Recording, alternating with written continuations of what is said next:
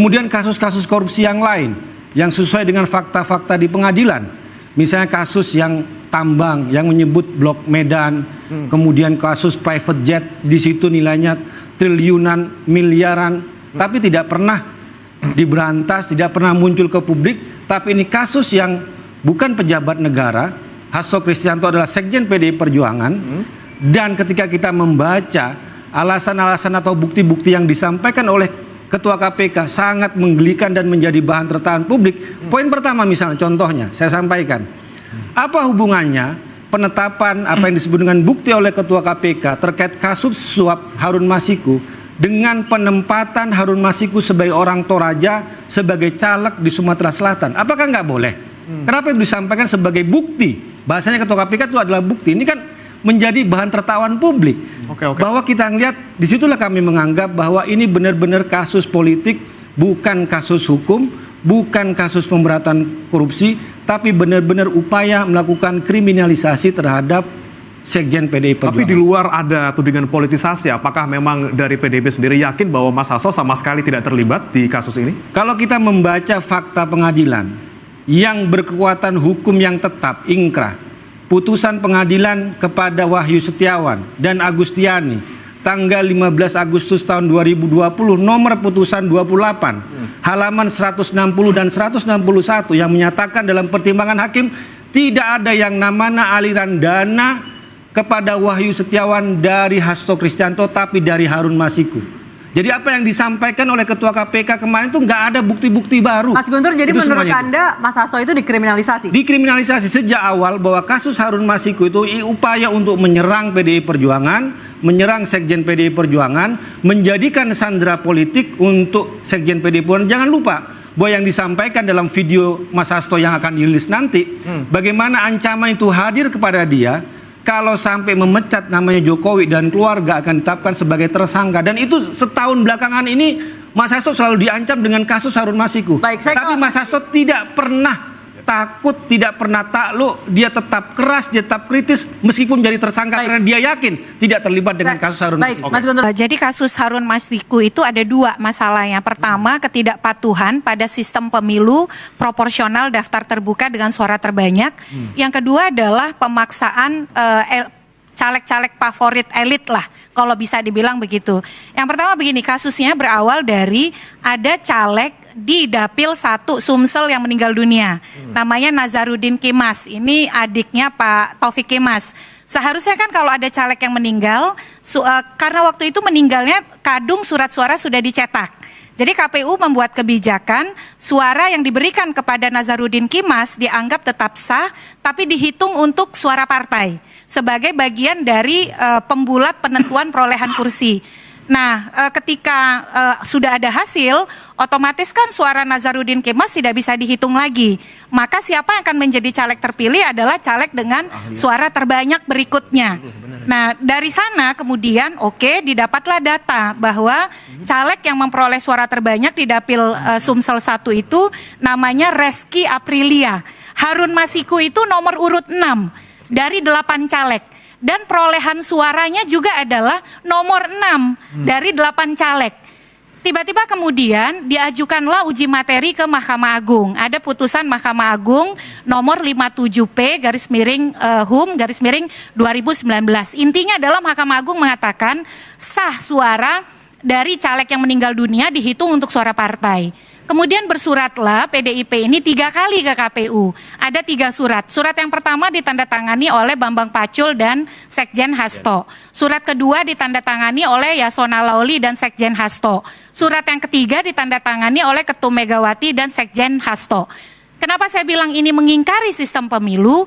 Karena yang diminta adalah agar KPU itu menentukan caleg terpilih adalah bukan Reski Aprilia yang memperoleh suara terbanyak, melainkan Harun Masiku yang memperoleh suara terbanyak nomor 6 dari 8 caleg. Dan itu dibalas oleh KPU, tidak bisa begitu. Karena kalau sistem pemilu proporsional daftar terbuka suara terbanyak, Yang harus menjadi caleg terpilih adalah Reski Aprilia, bukan Harun Masiku.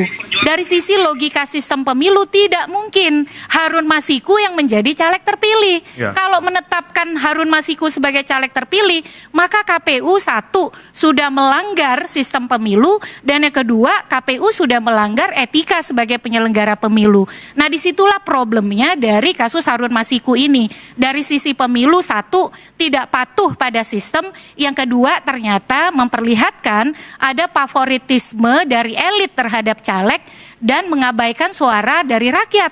Karena kalau betul-betul mengikuti suara rakyat, sudah terang benderang yang jadi caleg terpilih itu Reski Aprilia, bukan Harun Masiku. Nah, pertanyaan kalau soal motif kenapa dipaksakan Harun Masiku, sudahlah suaranya nomor 6 dari 8, itu yang kita tidak tahu. Baik, kita tanya langsung ke Bang Guntur Romli, silakan dijawab Mas Guntur. Ya, terima kasih. Terkait dengan penentuan PAW partai, itu kan juga ada hak partai itu sendiri dan itu sudah ditetapkan dalam undang-undang. Untuk kasus 2019, kan sebenarnya tidak hanya Harun Masiku yang disampaikan oleh PDI Perjuangan, tapi juga ada caleg lain atas nama Maria Lestari. Kemudian jangan lupa itu juga tidak dilakukan oleh PDI Perjuangan, tapi juga oleh Gerindra. 2019 Mulan Jamila itu juga mendapatkan PAW dan dia melompati 2 caleg di atasnya. Dan ini tidak ada kasus yang besar seperti Harun Masiku. Persoalannya adalah ketika kita melihat bahwa DPP sudah memberikan surat, sudah ada fatwa Mahkamah Agung, kemudian Maria Lestari lolos, Mulan Jamila lolos, tapi kenapa Harun Masiku yang dimintain duit? Kalau saya waktu itu jadi Harun Masiku, saya akan melaporkan ini percobaan pemerasan terhadap dia. Ya, kalau saya terjadi. Dan dalam kasus Harun Masiku, kita sampai saat ini mengatakan bahwa silakan kejar buru tangkap Harun Masiku. Karena kasus ini benar-benar merugikan partai dan menjadikan Sekjen PDI Perjuangan sebagai sandera. Kami tegaskan soal kasus Harun Masiku. Jadi jangan dianggap bahwa selama ini dibilang spekulasi bahwa PDI Perjuangan melindungi Harun Masiku. Mana saya bilang. 1 tahun belakangan ini PDI Perjuangan sudah berbeda jalan dengan penguasa. Dan Harun Masiku tidak ditangkap. Ada ketua KPK yang mengatakan akan menangkap Harun Masiku 1 minggu. Mana buktinya? Katanya Harun Masiku dipantau, dilihat. Mana buktinya? Jadi siapa yang melindungi Harun Masiku? Jangan-jangan mereka yang selama ini membuat opini yang menyerang PDI Perjuangan dan menyerang Sekjen PDI Perjuangan. Kami benar-benar sangat dirugikan dengan kasus Harun Masiku. Dan kami tegaskan bahwa selama ini Sekjen PDI Perjuangan menjadi bulan-bulanan, menjadikannya sebagai sandera politik. Setiap berbicara kritis selalu diancam dengan kasus Harun Masiku. Tapi Sekjen tetap kritis, tidak mau tunduk, tidak mau menyerah. Apapun jalannya karena merasa punya keyakinan, tidak terlibat dengan kasus Harun Masiku, tetap kritis. Oke. Itu. Mas Agung, kalau melihat Mas ini... Bre, boleh saya respon soal kasus Kalimantan Barat dan juga silakan. Mulan Jamila ya. Di 2 kasus itu, caleg yang kemudian di atas dari yang memperoleh suara terbanyak, Mulan Jamila kan melompati 2. Jangan lupa, 2 caleg di atasnya diberhentikan oleh partai.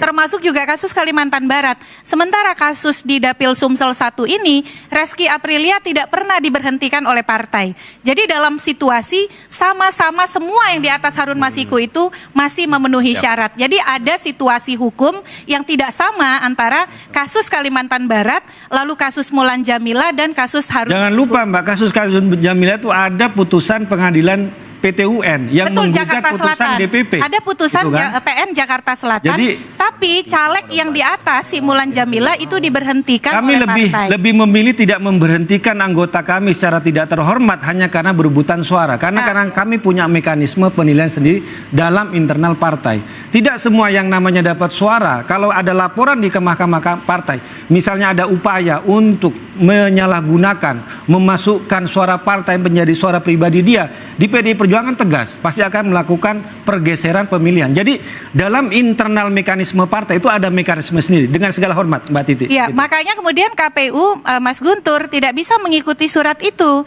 Karena kan KPU harus melakukan penggantian caleg terpilih. Jadi situasinya pada waktu itu belum PAW. Karena dalam situasi yang pertama kejadian untuk mengganti caleg terpilih. Tidak bisa mengganti caleg terpilih kalau caleg-caleg di atasnya masih memenuhi syarat dan tidak dipecat oleh partai. Ketentuan perundang-undangannya begitu. Dan Undang-Undang MD3 juga mengatur penggantian atau PAW itu hanya bisa dengan sekian kriteria. Tidak ada alasan kalau misalnya caleg yang masih memenuhi syarat digantikan oleh caleg dengan suara terbanyak yang jauh lebih rendah. Jadi situasi hukumnya memang seperti itu pada waktu itu. Oke.